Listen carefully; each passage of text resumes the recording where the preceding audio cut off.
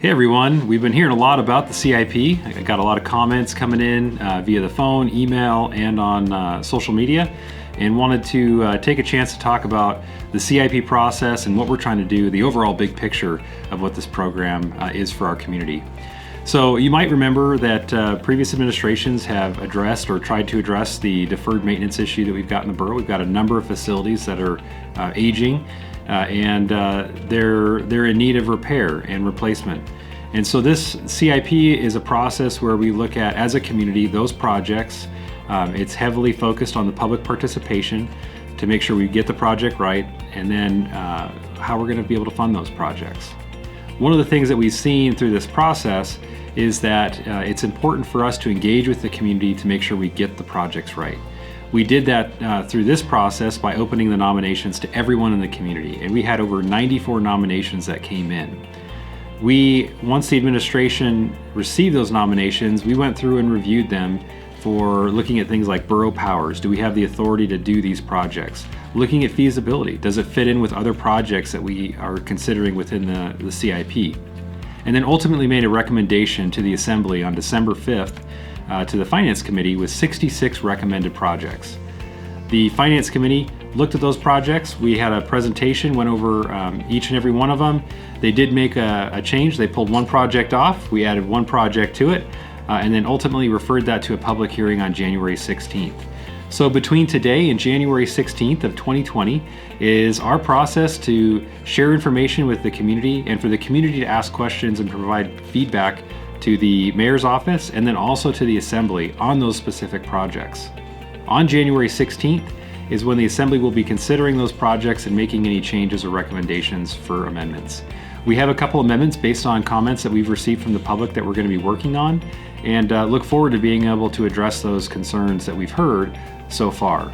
One of the things that's really important for the community to understand is this is your opportunity to weigh in on the scope of the projects and the type of projects that we want to see included in our capital improvement program for the next 10 years.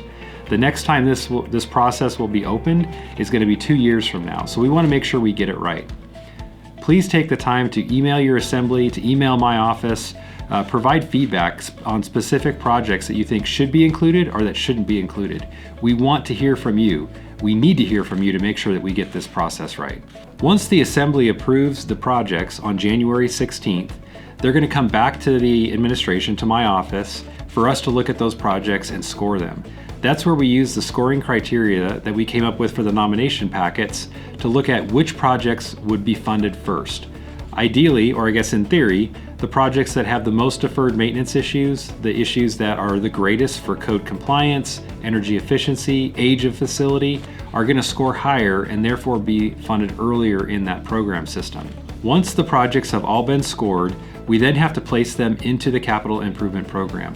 The beauty of this process is that it's fiscally constrained, which means that we can only put projects into a year if we expect or reasonably expect to have funding, and we have to identify what those funding streams are. The great thing about this process for the community, once the final CIP is approved, is you'll be able to see which phases of which projects are funded in which years. And you'll have another opportunity in the March timeframe to be able to provide feedback on that overall CIP and how those projects are funded.